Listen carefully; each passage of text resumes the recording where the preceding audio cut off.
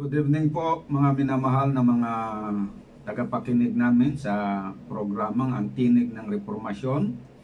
Ang inyong lingkod, si Brother Peter Kayuhen ay muling nagbabalik sa ating programa upang ating maipagpapatuloy ang ating ginagawang Bible Study Series tungkol sa mabuting balita ng kaligtasan.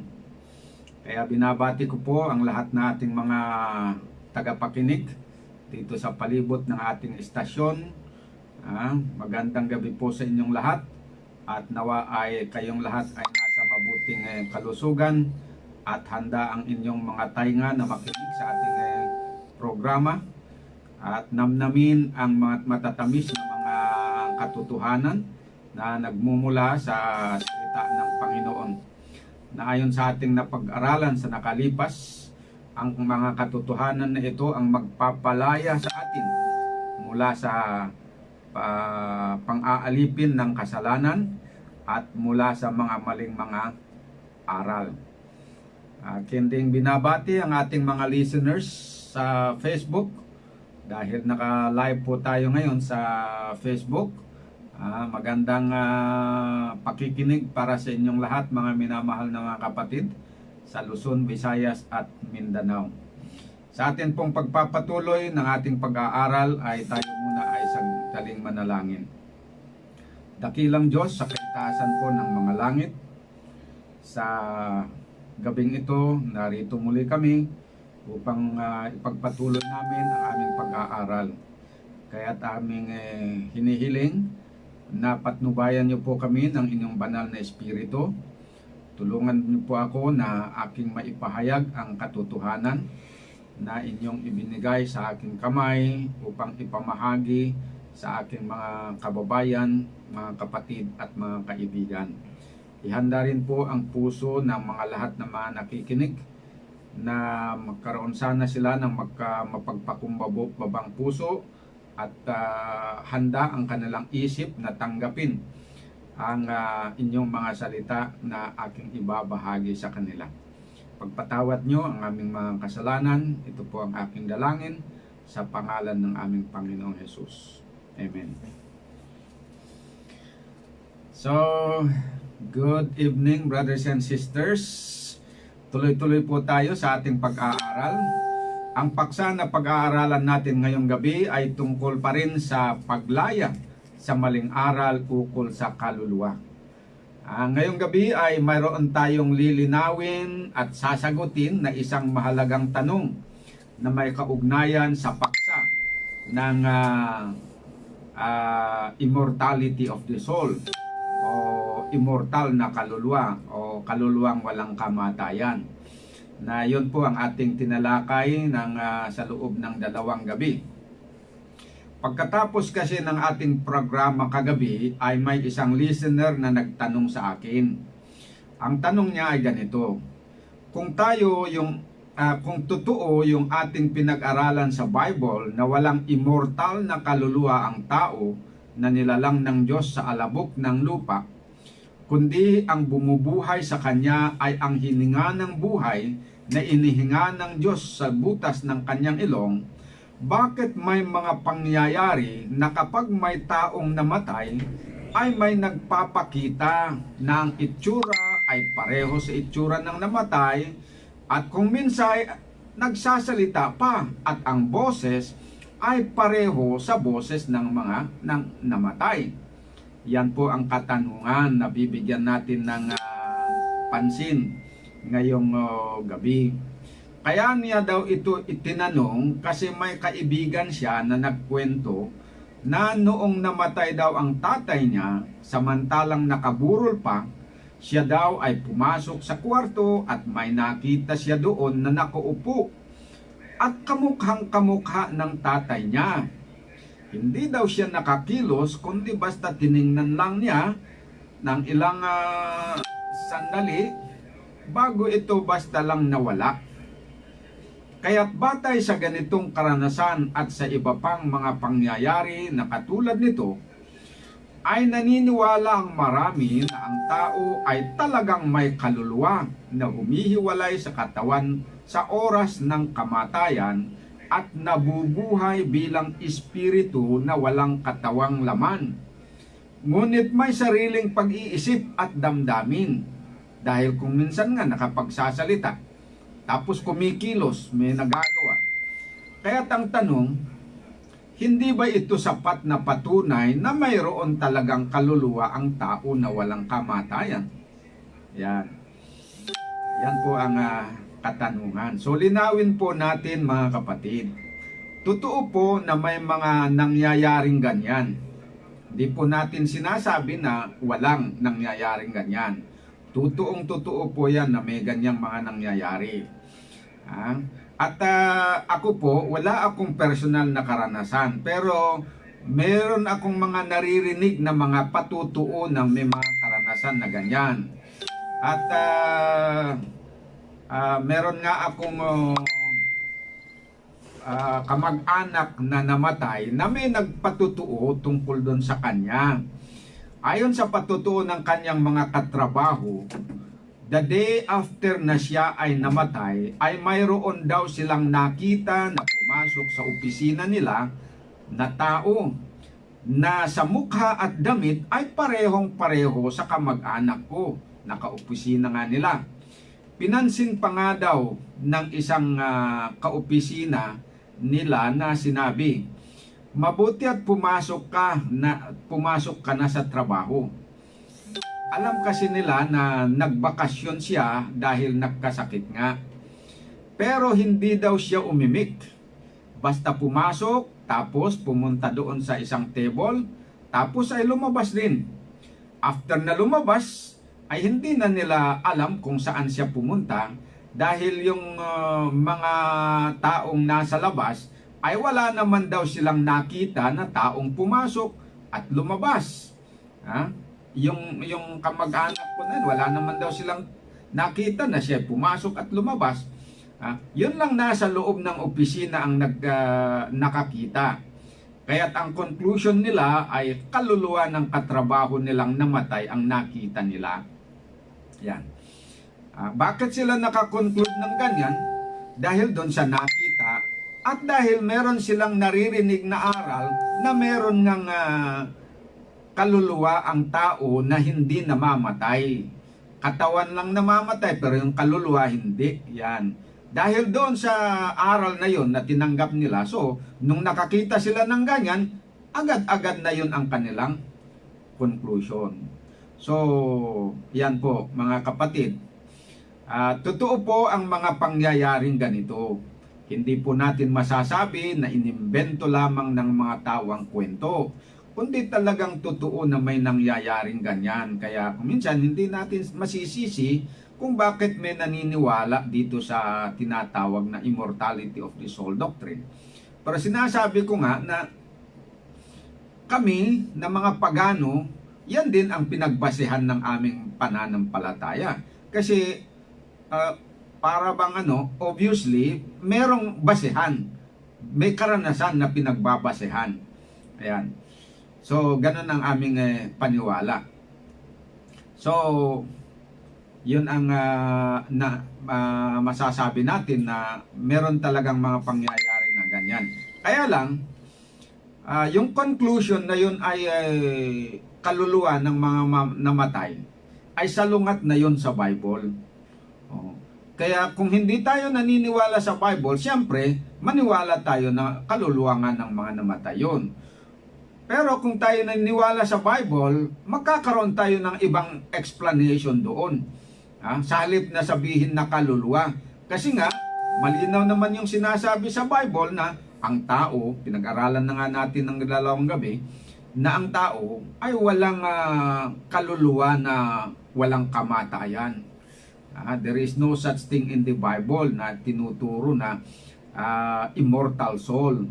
Sabi ko nga kagabi, the word immortal ay minsan lang yan ginamit sa Bible and it applies to God. Ayan. So, hindi aral ng Bible na meron talagang immortal na kaluluwa ang tao. Malinaw yung sabi doon sa Genesis 2 verse 7 tungkol sa tao na nilalang ng Panginoong Diyos ang tao sa alabok ng lupa at hiningahan ang kanyang mga butas ng ilong ng hininga ng buhay. At ang tao ay naging kaluluwang may buhay. So, ang tinawag na kaluluwa dito ay ang tao na hiningahan ng Diyos ng hininga ng buhay. Yon ang tao na may physical na katawan at humihinga, ang tinawag ng Biblia na kaluluwa. Yan. So walang ipinasok ang Diyos sa katawan ng tao na immortal na kaluluwa maliban sa hininga ng buhay. Na ayon doon sa ating nabasa kanina. At sabi naman ng Ecclesiastes 12 verse 7 na kapag ang tao'y namatay, ang kanyang katawan na galing sa alabok ay magbabalik sa pagkaalabok. At ang hininga ng buhay na galing sa Diyos ay magbabalik naman sa Diyos. Wala ding immortal na kaluluwa na binanggit doon na humihiwalay sa katawan ng tao sa oras ng kamatayan maliban sa hininga. Yan. Tandaan po natin na ang hininga ng tao na tinawag na sa salitang Hebreo na ruwa ay wala pong anyo at hindi po pwedeng magdamit. Yan. Wala ding kapangyarihan ang hininga natin na mga tao na mag-anyong tao at magpakita sa mga tao dahil pareho lang ang ating hininga sa hininga ng mga hayop ayon naman doon sa Ecclesiastes chapter 3 verse 19 and 20. Ayan. Kaya't yung nakita ng kaopisinahan ng aking kamag-anak na pumunta daw umano sa kanilang opisina ay hindi ang kaluluwa ng aking kamag-anak na namatay. Dahil wala naman siyang immortal na kaluluwa. Yan. So hindi po pwede yung conclusion nila, ganun lang. Kaya sila nakapagsabi na kaluluwa ng kanilang kaopisinahan na namatay dahil doon nga sa sa kanilang preconceived idea o sa natanggap nila na aral na ang tao ay merong kaluluwa, which is wrong at hindi ayon doon sa Bible. So kung dito tayo sa Bible na maniwala tayo na wala ngang ganun, so dito papasok ngayon yung problema. Diyan papasok yung katanungan kung hindi totoo yun. Kung totoo yung sinasabi ng Biblia na ang tao ay walang kaluluwa, bakit may mangyayaring ganito? Ayan. So, tuloy natin. Sabi pa ng iba namang mga tao, mayroon namang nasusulat sa Bible na espiritu o kaluluwa ng tao na humihiwalay sa mga namatay. Okay, nasabi ko kanina na walang kaluluwa na ayon doon sa idea nila, walang immortal na kaluluwa na humihiwalay sa tao. Pero ang objection ganito, meron namang nasusulat daw sa Bible na kaluluwa na humihiwalay doon sa tao kapag siya ay namatay. Ayan. Aminin natin na meron nga po sa ibang mga translation ng Bible may nakasulat na ganyan. So, totoo po na may mababasa tayo sa Biblia na kaluluwa na humihiwalay sa katawan ng tao tulad ng sabi sa Ecclesiastes 12 verse 7. Okay, ito, basahin natin. Alalahanin mo siya bago manumbalik sa alabok ang ating katawang lupa na ang ating hininga ay magbalik sa Diyos na may bigay nito. Ayan. So, sinasabi na yung yung katawan ay manumbalik sa alabok, yung katawang lupa, pero ang hininga ay magbabalik sa Diyos na nagbigay nito. Okay, so walang kaluluwang binanggit dito sa Bible version na yon. Kaya lang, may mga translation ng Bible, ibang Bible versions, na sa halip na ihininga ang isulat dito, ay yung isang version sinabi niya espiritu, yung magbabalik sa Diyos sa halip na hininga. Meron naman akong nabasa na sa halip na espiritu at hininga ay kaluluwa naman ang sinabi. Meron din akong nabasang version na sa halip na na hininga, sa halip na espiritu, sa halip na kaluluwa, diwa naman ang kanyang sinulat. So yun. So meron tayong mga mababasa na mga Bible versions na iba-iba ang pagkasulat. Hindi hininga ang sinabi, yung iba ay nagsabi espiritu, yung iba ay kaluluwa, yung iba ay diwa. Ngunit ito nga yung sabi sa salitang Hebrew na ruwa. Yung word doon na na-translate, yung original na Hebrew word doon is ruwa. Na ang ibig sabihin ay hininga. So kahit patutuong isinalin din ng ibang mga translators ang salitang ruwa na espiritu, iba naman ay kaluluwa at iba naman ay diwa, subalit hininga pa rin yan na walang personalidad, walang sariling isip at walang damdamin. Babalik pa rin doon na hininga pa rin yun. Whether anumang paggamit mo doon, pagtawag mo, hininga pa rin yun. Dahil kung titignan mo, actual naman talaga yon ang bumubuhay ng tao. At kapag namatay yung tao, literally naman, medically proven na yung humihiwalay sa tao pag namatay ay yung hininga. Kaya nga hindi nila pwedeng hindi pwedeng i-declare ng mga doktor yung isang tao na patay pag meron pang hininga. Kaya namamatay dahil hindi na siya humihinga. Ayun po ang katotohanan dyan. So, pwede mong tawagin ang isang pwede mong tawagin ang isang aso na kabayo o elepante. Diba? Subalit, ang aso ay mananatiling aso pa rin. Kahit tawagin mo man siya na kabayo o elepante, aso pa rin yan. Hindi porket tinawag mo ang aso na elepante, ay magbabago na ang aso at magiging elepante na. Hindi yan pwede. Gayon din na kahit tawagin mo pa ang hininga ng buhay na espiritu o kaluluwa, hininga pa rin yan siya. At ang hininga, kapag humiwalay sa katawan, ay hindi pwedeng mag-anyong tao na may damit at magpakita sa mga buhay. Yan po ang buong katotohanan dyan, mga kapatid. Kaya huwag po tayong magpalinlang.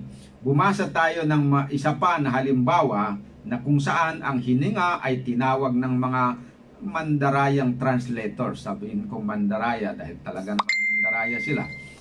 Na tinawag nilang kaluluwa yung dapat sana'y tawagin nilang hininga. Okay, tignan natin 1 Kings chapter 17 verse 20 to 23. Okay. Basahin natin.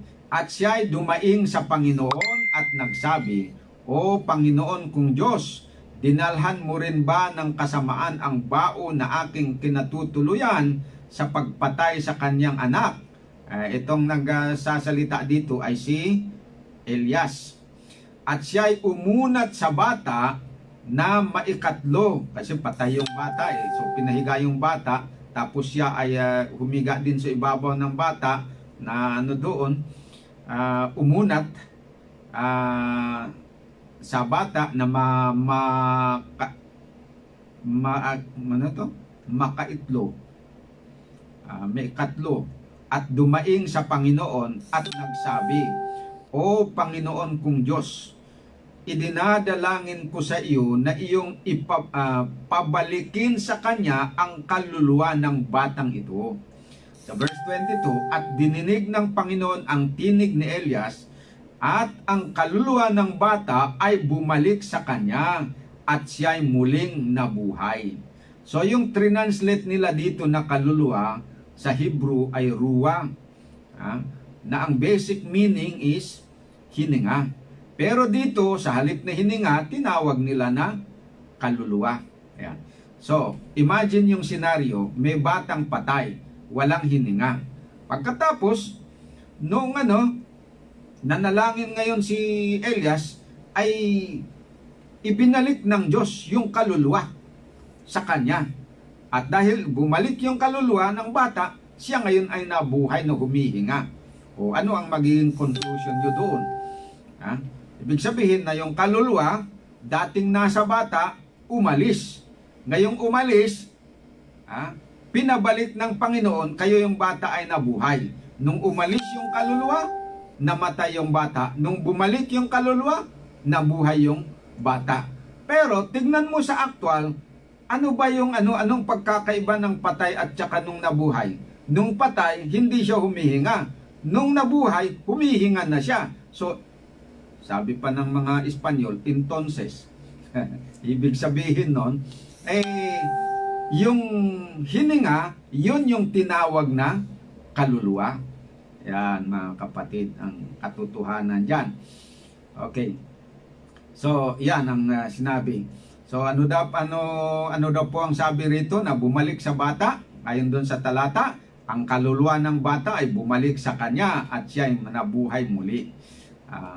So, ang kaluluwa dito ay salin ng salitang ruwa. Pinaliwanag ko kanina. Sa Hebrew na ang ibig sabihin ay hininga. Ngunit dito ay isinalin na kaluluwa sa halip na hininga. Pero kahit pa kaluluwa ang salitang ginamit bilang salin ng salitang ruwa dito sa 1 Kings 17:21 and 22, madali pa ring maunawaan na ang mas angkop na salin ay hininga. Dahil ang sabi ay ang kaluluwa ng bata ay bumalik sa kanya at siya ay muling nabuhay. Ang tamang salin dito sana ay hininga sa halip na kaluluwa. Bakit kanyo? Dahil sa pagsalaysay sa kamatayan ng bata, dito sa verse 17 ay ganito. Nangyari pagkatapos ng mga bagay na ito na ang anak na lalaki ng babae na may-ari ng bahay ay nagkasakit at ang kanyang sakit ay malubha na walang hiningang naiwan sa kanya. Ang kanyang sakit ay malubha na walang hiningang naiwan sa kanya. O, nakita nyo? So, ano yung umalis pala sa kanya kaya nawala? Yung hininga. O, dati humihinga pero umalis yung hininga, walang natirang hininga sa kanya, kaya siya ay namatay. So dapat, dito sa verse 22, kung ano sana yung umalis, yun ang babalik para mabuhay yung tao. Yung umalis ay yung hininga, kaya namatay, dapat yung babalik ay yung hininga para siya ay mabuhay. At yun ang totoong nangyari.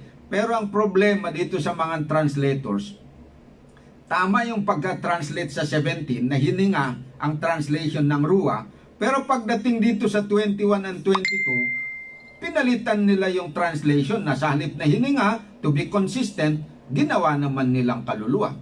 O di ngayon, batay dito sa mali na pag-translate nito, naniwala naman ng mga tao na, kita ninyo, may kaluluwa talaga ang tao. Pwede natin sabihin na may kaluluwa kung ang tinutukoy dito ay yung hininga. Kasi yun na nga ang tinawag na kaluluwa yung hininga na yun na umalis. Huwag tayong kukuha ng ibang huwag nating gamitin itong talata para bali ito ang ebidensya para sabihin na yung kaluluwa na ayon dun sa isip ng mga pagano na kaluluwang hindi namamatay, na may sariling isip at damdamin, ayun na yung kaluluwa na nasa loob ng tao. Mali talaga po yun. Hindi tama ang ganyan na pag-aaral. Kasi dito, ang kaluluwa na tinutukoy dito sa talatang ito ay yung hininga ng tao. Na noong umalis, nawalan ng hininga ay namatay. Nung naibalik yung hininga, nabuhay. Yun yung kaluluwa dun. So huwag nating ipasok yun na ang ibig sabihin ng kaluluwa dito ay yung walang kamatayan na kaluluwa na nasa loob ng tao, na ayon dun sa mga pagano na kapag namatay, siya po ay umaalis sa katawan at sabi nga nila, nagiging Diyos na yun. May nakausap nga akong pagano na ganun ang kanilang concept pala na kapag ang isang tao ay namatay, siya ay nagiging Diyos na kasi yung humiwalay sa kanya, espiritu, wala ng katawan, makapangyarihan na siya. Kaya pwede daw tayong humingi ng blessing sa kanila. At yun nga ang ginagawa ng mga Inchik, yung mga Buddhist. Yan ang paniwala nila yun. At saka hindi lang mga Buddhist, kahit yung mga pagano, kami nga doon sa Ifugao, taga Ifugao ako, naniniwala kami na ang kaluluwa ng mga namatay naming mga ah, ninuno ay nakapagbibigay ng blessing sa mga buhay. Yan. Kasi nagiging Diyos na nga daw sila. Yun. Mali pala yun. Kaya yun nga ang sinasabi ko na kailangan, kung maniwala tayo sa Bible, we should be liberated from these paganistic teachings. Otherwise, magbabalik tayo sa pagiging alipin. Ayan. So, kung kaluluwa sana ang humiwalay, tamang sabihin na ang bumalik sa bata ay kaluluwa din. Pero hindi nga pwedeng kaluluwang bumalik dahil ang tamang salin ng salitang ruwa ay hininga at hindi kaluluwa. Kaya nga sinasabi ko sa inyo na kahit tawagin mo pa ang aso na elepante, ang aso ay aso pa rin at hindi magiging elepante. Gayon din ang hininga na kahit tawagin mo pa na kaluluwa ay hininga pa rin yan. Kaya ang tanong, sino ang nagpapakita sa mga tao na nag-anyong kamukha ng taong namatay at pinaniniwalaan ng mga tao na kaluluwa ng mga patay? Alam ninyo mga minamahal kong mga kapatid, nais kong sabihin sa inyo na yan ay gawain ni Satanas at ang kanyang mga anghel. Sila ang nasa likod ng ganyang mga pangyayari. Sila ang nagpapakita sa anyo ng mga namatay at nagpapakunwa rin kaluluwa ng mga namatay. Sila ang sabi ng Biblia na dumadaya sa mga tao sa buong sanglibutan. Ayon dito sa mababasa natin sa Revelation 12 verse 9. At inihagis ang malaking dragon, ang matandang ahas, ang tinatawag na Diablo at Satanas, ang dumadaya sa buong sanglibutan. Siya'y inihagis sa lupa at ang kanyang mga anghel ay inihagis na kasama niya. Sino daw po ang dumadaya sa buong sanglibutan? Si Satanas at ang kanyang mga anghel na inihagis ng Diyos galing langit. Yan. At isa sa ginagawa ni Satanas at ng kanyang mga anghel na paraan upang makapangdaya ay sa pamamagitan ng pagpapanggap. Yan. Ano yan ang tawag dito, mahusay sila dyan sa tinatawag na pagpapanggap. Okay, basahin po natin ang 2 Corinthians 11 verse 13 to 15. Ang mga iyan ay mga huwad na apostol, mandarayang manggagawa at nagpapanggap na mga apostol ni Kristo. Hindi ito katakataka sapagkat si Satanas man ay nagkukunwaring anghel ng liwanag. Kaya hindi katakataka na ang kanyang mga lingkod ay magkunwaring lingkod ng katuwiran. Ang kanilang kahihinatnan ay ayon lamang sa kanilang mga gawa.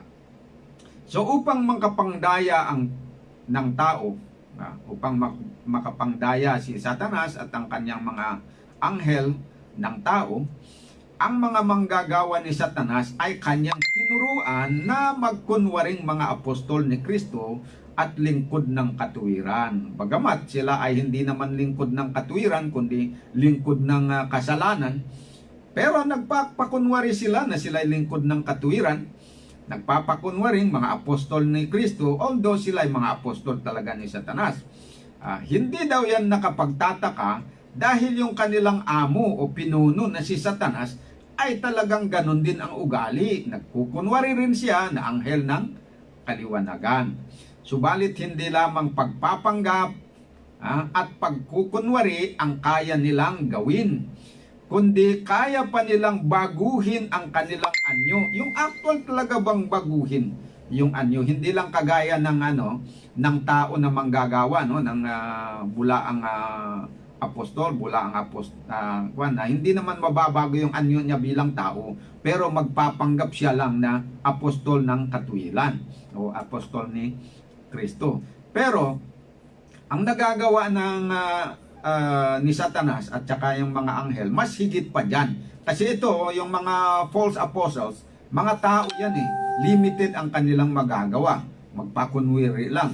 Pero itong mga masamang espiritu, si Satanas at saka yung mga kasama niya, higit pa dyan ang kaya nilang gawin. Kasi sa kanilang pagpapanggap ay actual nilang kaya nilang yung kanilang anyo ay mabaguhin nila at mag-anyo sila na magkuha sila ng ibang anyo. Katulad ng anyo ng tao. Kayang-kaya nila yun na sila ay mag-anyo ng tao. Ayan. Yun po ang malinaw. Hindi lang anyo ng tao ang kaya nilang gawin. Kahit anong klaseng anyo ang pwede nila na pagpapakitaan ay pwede. Minsan nga may karanasan ako. Nung doon kasi sa amin sa probinsya doon kami umiigib sa sa medyo may spring. Doon sa may spring sa baba ay ginawang rice field pero wala na yung mga rice at that time.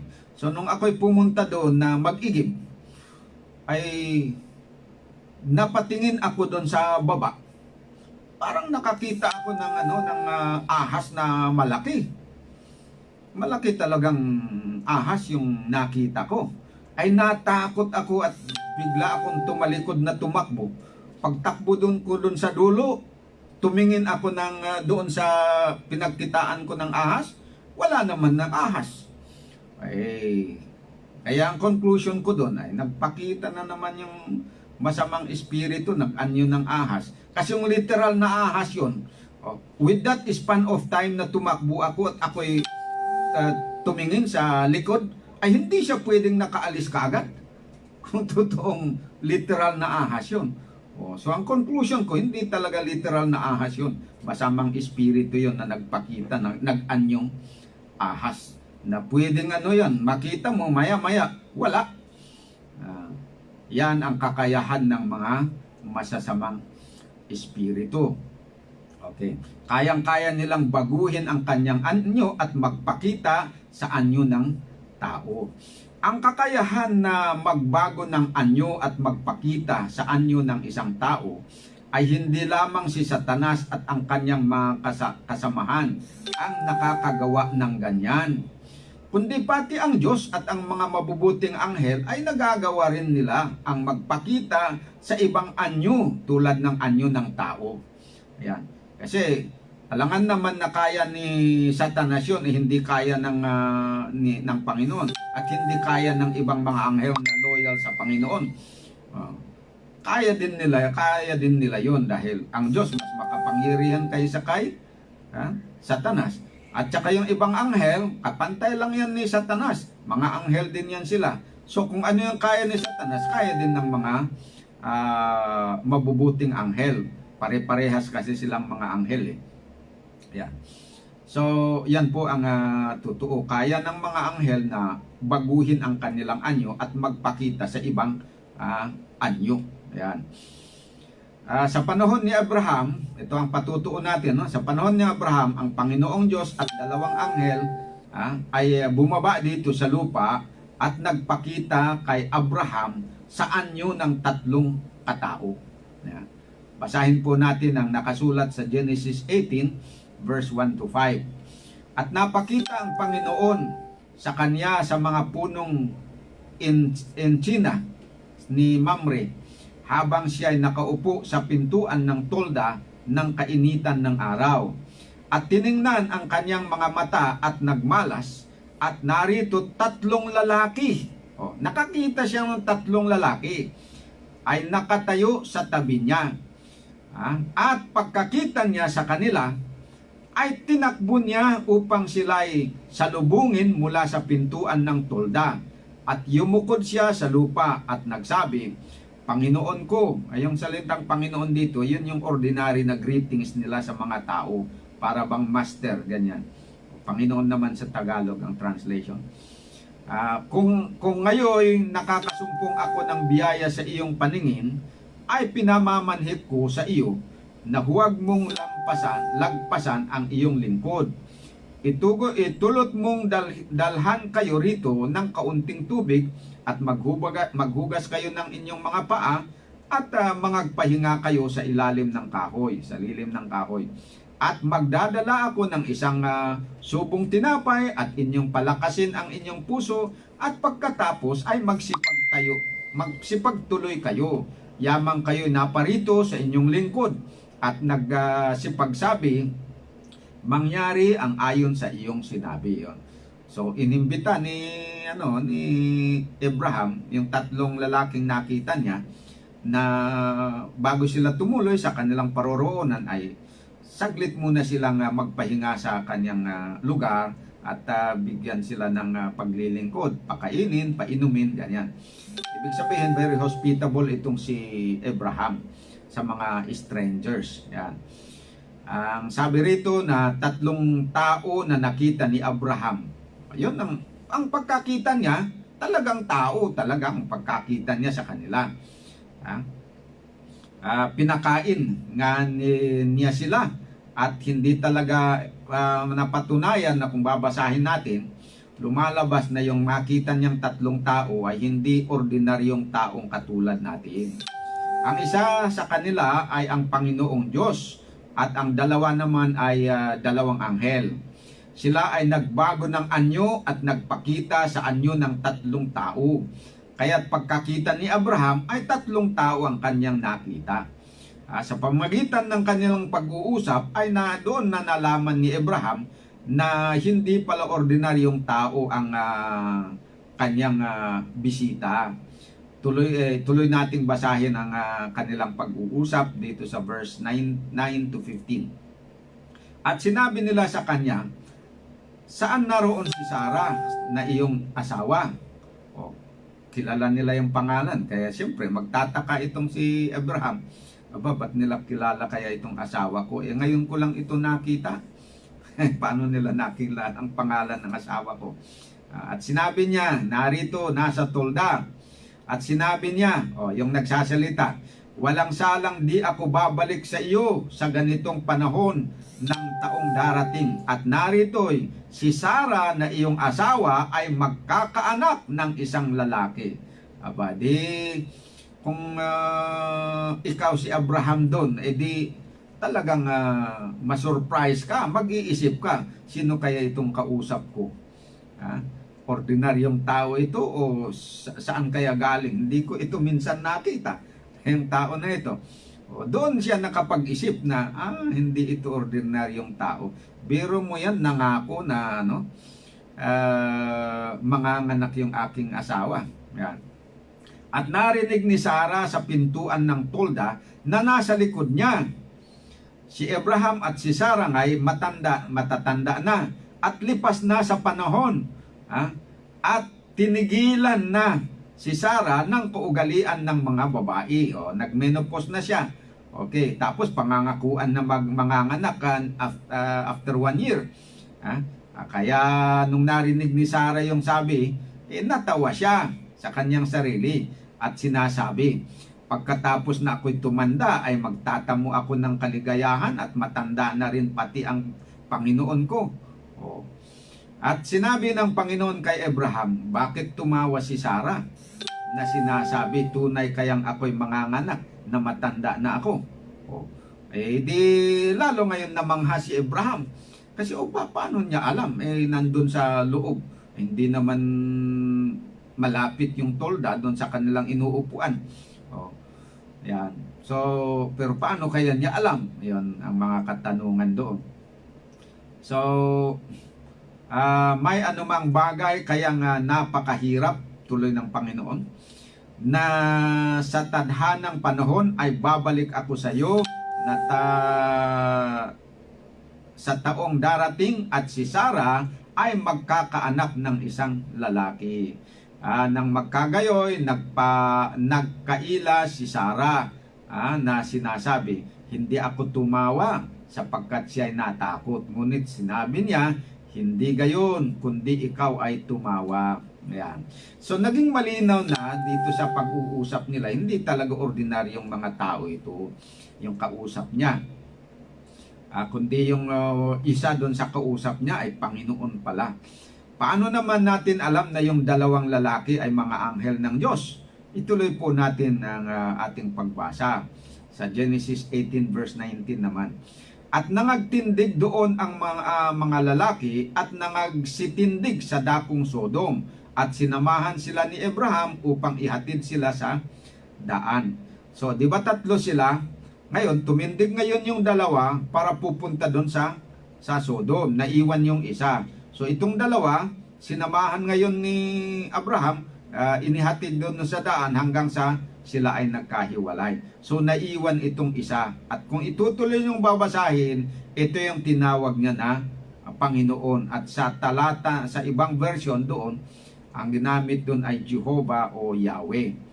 Yung kaharap niya na tinawag niya. Kasi nakilala na niya na, hindi pala ito ordinaryong tao. Ito pala ang Panginoon. Kaya lang, nag-anyong tao ang Panginoon sa time na yon. Kaya originally, akala niya ordinaryo na tao. Ito namang dalawang lalaki, anghel din pala ito. Anghel pala ito yung dalawa. At alam natin, no? Kasi sa chapter 19, verse 1 ay mababasa natin na dumating doon ang dalawang lalaki sa Sodoma, pero dito ay lininaw ng Bible na sila ay dalawang anghel. Ngunit nasaan yung tao pa rin sila. Kaya sa tingin nila, at ang mga lalaki doon ay dalawang lalaki ang dumating sa kanilang lugar. Basahin po natin. 19 verse 1 to 5. At nagsidating ang dalawang anghel sa Sodoma, nang nagtatakip silim, at si Lot ay nakaupo sa pintuang bayan ng Sodom. So, dalawang anghel totoo yung dumating, pero hindi in the beginning, hindi nakilala ni Lot na sila ay mga anghel. Ang pagkakita niya, tao, kasi nag-anyo silang tao. At sila ay nakita nila at nagtindig upang salubungin sila at iniyukod ang mukha sa lupa. At nagsabi, ngayon nga mga Panginoon ko, ipinamamanhik ko sa inyo na kayo'y magsiliko at magsipasok sa bahay ng inyong lingkod. So naging pa rin, very hospitable pa rin itong si Lot, tulad lang ng kanyang uncle na si Abraham. Okay, so yun po ang nangyari. Ngayong kinagabihan, dumating naman itong mga lalaki sa Sodom na may mga matatanda, may mga binata. At ang sabi nila sa verse 4 and 5, at kanilang tinawagan si Lot at sinabi sa kanya, saan na nga roon ang mga lalaking dumating sa iyo ng gabing ito? So ang pagkakita nila doon sa dalawang anghel ay dalawang lalaki. Okay. So, hindi sila nagpakita sa original na anyo nila na anghel. Kasi alam natin na ang description ng anghel sa Biblia, may pakpak yun . Pero kaya nilang baguhin ang kanilang anyo. Sila ay nag-anyong tao. Kaya hindi na-recognize ng mga tao na sila ay anghel. Kasi nag-anyo silang tao. So, ang punto dito, ang mga anghel ng Diyos ay may kakayanan yan na magbago ng kanilang anyo at magpakita sa ibang anyo tulad ng anyo ng tao. At marahil pwede silang magpakita pa rin sa ibang anyo kasi may kakayahan nga sila na mag-iba ng anyo . At kung kaya nilang mag-anyong tao, kaya rin nilang magpakita ng ibang anyo, no? Kaya't kung kaya ng mga mabubuting anghel ang magpakita sa anyo ng tao, kaya rin ni Satanas at ng kanyang mga kasama ang magpakita sa anyong tao. Dahil ang mga anghel din yung mga yan . Hindi nga lang sila nanatiling tapat sa Diyos. So yun po yung punto, bakit ginamit natin itong talata na ito, na yung pagbabagong anyo ng mga anghel na nagiging anyong tao, para patunayan na itong mga anghel, si Satanas, mga anghel niya, na mga fallen angels, kaya din nilang gawin yun. Kasi pare-pareho lang naman silang status .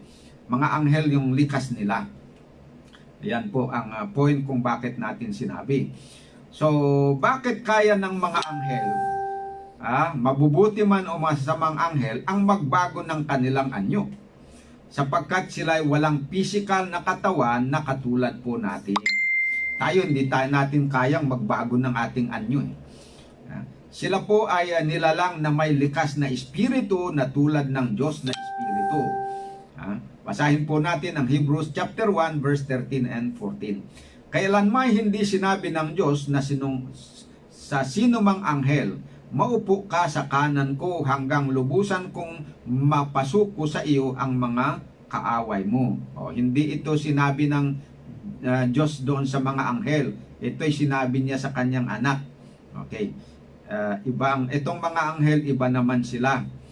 Pero bagamat sila espiritu, pero hindi sila yung sinabihan ng Panginoon na maupo ka sa kanan ko hanggang lubusan kong mapasuko sa iyo ang mga kaaway mo.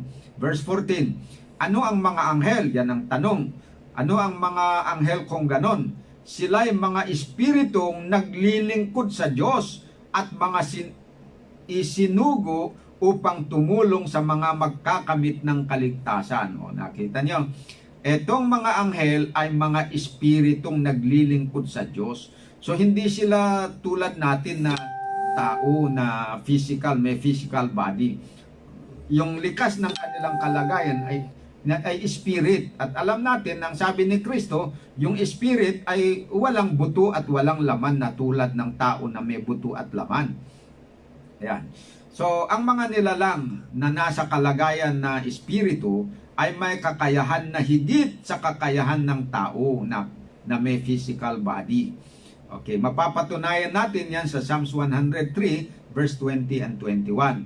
Purihin ninyo ang Panginoon, ninyong mga anghel niya, ninyong makapangyarihan sa kalakasan na gumaganap ng kanyang salita. So anong sabi dito tungkol sa mga anghel? Makapangyarihan sa kalakasan. Yan, they excel in strength kaysa sa tao. So ayon sa talata, ang mga anghel ng Diyos, pati na si Satanas at ang mga sumama sa kanya sa kanyang pagrebelde sa Panginoon, ay higit na makapangyarihan kaysa sa atin na mga tao. Yan. At ayon sa ating na pag-aralan, ay kaya nilang magbago ng anyo at gayahin ang anyo ng mga tao. Batay sa katotohanan ito, ay hindi na mahirap sa atin na malaman kung sino ang nasa likod ng mga pangyayari na kapag may namatay ay may nagpapakita sa mga tao na kamukha at kaboses ng taong namatay. Ako ay hindi mag-aatubili mga kapatid na magsabi sa inyo na ang ganyang mga pangyayari ay kagagawan ni Satanas at ang kanyang mga hulog na anghel. Sila ang mga nagpapakita sa mga tao at kanilang ginagaya ang anyo at boses ng mga namatay upang mapatibay ang paniniwala ng mga tao na sa maling aral na ang tao ay may immortal na kaluluwa. Paano naman yung mga may karanasan na ang kaluluwa daw ng namatay ay sumasanib sa mga buhay at nagsasalita sa pamagitan ng mga taong sinaniban nila. O another case na naman. Ito, another case doon naman sa ginagawa nitong mga masamang espiritu na nagbabago ang anyo, nag-aanyo sila na tao para dayain ang mga tao. Tandaan ninyo na pag dumarating sila, kaya alam natin na masamang espiritu yon kasi sa karanasan, pag dumarating sila, hindi naman sila naghahatid ng mabuting balita Hindi kagaya ng mga mabubuting anghel na kapag sila po ay dumating, ang iniiwan nila ay pagpapala at hindi ka natatakot sa kanila Ayan. Pero sila pag dumating, palibhasa ngay masasamang espiritu, talagang takot ang iniiwan nila sa mga tao. So yon yung paliwanag doon na sa katanungan kanina, sino yung mga nagpapakita na nagpapanggap na mga kaluluwa ng mga patay? Hindi yung kaluluwa talaga ng mga patay kasi wala kang kaluluwa Pero ito yung mga demonyo, mga kasama ni Satanas. Kaya karagdagan doon sa kanilang ginagawa, sumasanib pa sila doon sa mga tao. Kaya nga may mga nangyayari na meron daw kaluluwa nang namatay, sumanib doon sa apo o anak o kapitbahay. Tapos magsasalita sa pamamagitan ng taong buhay. Paniwala naman nitong mga tao, kaluluwa ng namatay. Kasi nga, magpapakilala kung minsan, ako yung lolo nyo, magsasabi ng ganito. Yun nga pamangkin namin, nakaranas ng ganun Okay. Pero tandaan natin na totoo yung nangyayari na may sumasanib. Pero ang hindi totoo, yung kaisipan na yung sumasanib ay yung kaluluwa ng namatay. Kasi yung namatay nga, wala ngang kaluluwa na pwedeng sumanib Ayon sa Biblia. O sino ngayon yung sumasanib? di yung mga masasamang espiritu ni Satanas. Ayan. So, yan po ang dapat natin na tandaan. Yan nga ang dahilan kung bakit na pinagbabawal ng Diyos ang pakikipag-usap sa tinatawag nilang kaluluwa o espiritu ng mga patay. Dahil alam ng Diyos na hindi totoong kaluluwa o espiritu ng namatay yung kausap nila, kundi demonyo, yung kalaban ng Diyos. Kaya pinagbabawal niya yun. Basahin natin Deuteronomy 18 verse 9 to 14. Pagpasok mo sa lupain na ibinigay sa iyo ng Panginoon mong Diyos, ay huwag kang mag-aaral gumawa ng ayon sa mga karumal-dumal ng mga bansang yaon. Huwag makakasumpong sa iyo ng sino mang nagpaparaan sa apoy ng kanyang anak na lalaki o babae. Yung doon kasi may yung mga pagano nung araw, may hinahain nila yung anak nila na mga bata. Meron kasing child offering nung araw na ginagawa. Sa bagay, hanggang ngayon meron pa rin child offering dito sa mga kulto na nangyayari. Bawal yun. Dito pa, sabi, nanghuhula, nagmamasid ng mga pamahiin o inkantador o manggagaway. Verse 11, inkantador ng mga ahas na nakikipagsangguni sa mga masamang espiritu. Ito yung pakikipag-usap sa mga masamang espiritu. Pero may dagdag. Meron pa yung sabing sumasangguni sa mga patay. Ibig sabihin nakikipag-usap sa mga patay. Sino yung sinasabi nilang kausap nila na patay? Di yung kaluluwa ng patay, yun yung ginagawa ng mga pagano. Huwag mangyari sa inyo yan. Huwag niyong pag-aralan yung makipag-usap kayo sa mga espiritu ng mga patay. Pinagbabawal talaga yan ng Panginoon. Bakit? Kasi nga alam niya na yung na yun, hindi naman totoo yun na espiritu ng patay. Kundi mga demonyo yan. Mga kalaban ng Panginoon yan, kaya ayaw niya yung kanilang bayan na maniwala doon sa mga kaluluwa ng mga patay na makakausap mo pagkatapos na namatay ay magpapanggap na bumalik daw yung kaluluwa tapos sasanib-sanib doon sa mga buhay at kakausapin yung mga buhay. Hindi yan yung namatay ang kausap mo, demonyo yan. Kaya dito sa English, sabi sa verse 11, huwag kayong makikipagsangguni sa mga tinatawag na charmer, consorter with familiar spirits, or a wizard, or a necromancer. Ayan. Tinignan ko yung meaning ng necromancer dito sa dictionary ng Webster. Sabi, a necromancer is one who pretends to foretell future events by holding converse with departed spirits. Meron pa lang yung mga necromancers na ito. Ito yung mga nagpapakilala na kaya daw nilang sabihin kung ano yung parang fortune telling, pero ang pinagbabasehan nila kung ano daw yung sasabihin ng departed spirits. Ibig sabihin yung kaluluwa o espiritu ng namatay, yun ang kanilang kakusapin at yun daw ang magsasabi kung ano ang kahihinatnan ng buhay ng mga buhay. Yan. Kaya ito naman yung necromancer, yun yung practitioner. Yun namang practice niya, necromancy ang tawag doon. So anong definition ng necromancy? Na noun, the art of revealing future events by means of a pretended communication with the dead. Nakita nyo? Yung pretended communication with the dead. Na sino ba yung sinasabi nila na kinakausap nila ng patay? Di yung sinasabi ng espiritu ng namatay o kaluluwa ng namatay. Ayan pala yun. Pinagbabawal ng Diyos yung ganito, mga kapatid. At yung nagpa-practice ng ganito, lalo na yung sa mangkukulam, pinapatay pa nga noon. Matinding kasalanan ito sa harapan ng Panginoon. Kaya kailangan huwag tayong maniwala dito dahil ang paniniwala nito, lalo na kung na-involve ka sa practice na ito, hindi man ikaw yung gumagawa, pero ikaw naman yung subject na kumukonsulta ka dun, naniniwala ka, ay di madadamay ka tuloy. Leviticus 20 verse 26 and 27 sabi, "At kayo'y magpapakabanal sa akin sapagkat akong Panginoon ay banal, at kayo'y ibinukod ko sa mga bayan upang kayo'y maging akin. At isang lalaki rin naman o kaya'y ang isang babae na inalihan ng masamang espiritu." O, eto nga yung sinasabing sinasaniban inalihan, sinaniban ng masamang espiritu.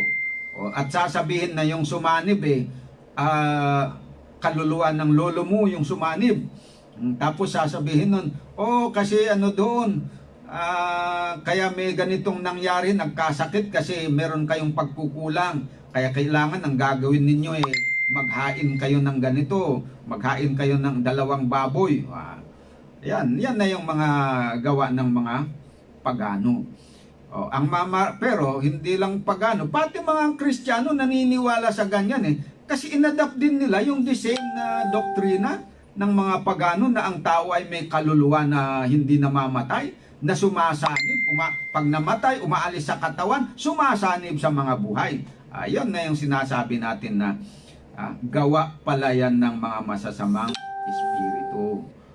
Kaya anong sabi dito? Kung merong mga ganito na yung inaalihan ng masamang espiritu o mangkukulam, ay papatayin na walang pagsala. Sila'y babatuhin ng mga bato, mabububo ang kanilang dugo sa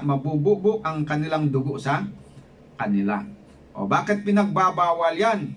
Kasi alam ng Diyos na ito ay hindi totoong kaluluwa ng mga patay ang kanilang kinakausap at sumasanib, kundi mga masasamang espiritu. Na yun yung mga pinatalsik ni Kristo doon sa langit at nandito na sila sa lupa. Pero ang magandang balita dito mga kapatid, ganito. Kung tayo man ay nagiging biktima ng ganyan, nasubukan natin na sinaniban ng masamang espiritu, o matagal tayong naniniwala doon sa ganyan, pwede tayong mapalaya mga kapatid. Yan ang magandang balita. Si Kristo ay may kapangyarihan na magpalaya sa atin. Pero unang-una sa lahat, kailangan na itakwil natin yung paniniwala na ang tao ay merong kaluluwa na walang kamatayan, lumalabas, sumasanib sa mga buhay. Kailangan itakwil natin yon at kilalanin natin yung totoo na yung nasa likod ng mga ganito ay na nagpapakita pa nga. Kaya nga naniniwalang marami kasi nagpapakita. Huwag tayong padaya doon. Kahit magpakita pa ilang beses na mag-anyong lolo mo na namatay o tatay mong namatay, kailangan na huwag kang maniwala doon. Sasabihin mo, umalis ka Satanas. Alam ko na hindi ikaw ang aking lolo, hindi ikaw ang aking lola, hindi ikaw ang aking tatay. Dahil alam ko na ang tatay ko ay patay na. Ikaw nagpapanggap ka lang. Kaya huwag mo akong dayain. Yan ang sasabihin natin. Ilagay natin sa ating utak yon. Tapos, mag-pray tayo sa Panginoon. Sumangguni tayo sa Panginoon na doon tayo humingi ng tulong. Bakit? Napag-aralan natin kanina na itong mga anghel na nahulog, si Satanas at ang kanyang mga kasama, ay mas malakas sila kasi espiritu yan Hindi natin kaya, wala tayong kakayanan na labanan sila. Tayo tao lang, physical, malaki ang ating limitasyon. Sila ay may kapangyarihan na mas higit pa sa atin. Kaya huwag nating tangkain na labanan sa ating sariling lakas. Pero kaya nating labanan yan sa pamamagitan ni Kristo. Lumapit tayo kay Kristo, magpatulong sa Kanya, isukong natin ang sarili, manampalataya tayo, tanggapin natin yung kanyang aral na tama, itakwil na natin itong maling aral na ganito. Kasi ito, pag hindi mo itatakwil yung aral na ito nga yung way na papasok at ikay madaya. So wala kang kamalay-malay, akala mo yung kausap mo yung lolo mo o yung lola mong namatay, yun pala si Satanas na yun. Believe ka naman sa sinasabi niya. Oh, anak ko, halimbawa sabi niya, anak ko, apo ko, mahal kita. Ay naniwala ka naman, ay mahal ako ng lolo ko, lahan ko na, nagpakita yung kanyang kaluluwa sa akin, yung espiritu. No? Yun pala, yung lumapit sa iyo, yun pala yung masamang espiritu na nagpapanggap na kaluluwa ng iyong mahal sa buhay. Dinadaya ka na doon. Lumapit ka, oh please bless me, Father, Mother, give me your blessing. Yung nagbigay pala ng blessing, si Satanas pala yun. Papaano yun? Kaya, importante na mapalaya tayo dito sa maling paniniwala para tuluyang mapalaya tayo doon sa sa kapangyarihan nitong mga masasamang espiritu na dumadaya sa atin. At basahin ko dito kahit pa na yung yung mahihina na talagang pinasok na talaga ni Satanas ng masamang espiritu, nanirahan na sa kanyang katawan, hindi pa rin ibig sabihin na hopeless na tayo. Pwede pa rin tayong maliberate, mapalaya doon. Dahil ito ang pangyayari si Kristo. Mark chapter 1 verse 21 to 27. At nagsipasok sila sa Capernaum at pagdakay pumasok siya sa sinagoga ng araw ng Sabat at nagtuturo. At nangagtaka sila sa kanyang aral sapagkat sila'y tinuturuan niyang tulad sa may kapamahalaan at hindi gaya ng mga eskriba. At pagdakay may isang tao sa kanilang sinagoga na may isang karumal-dumal na espiritu, masamang espiritu, at siya'y sumigaw. Nagsasabi, anong pakialam namin sa iyo, Jesus, ikaw na Nazareno? Naparito kabaga upang kami puksain. Nakikilala kita kung sino ka, ang banal ng Diyos, sabi ng masamang espiritu. Pero ang nagsisigaw, tao yun.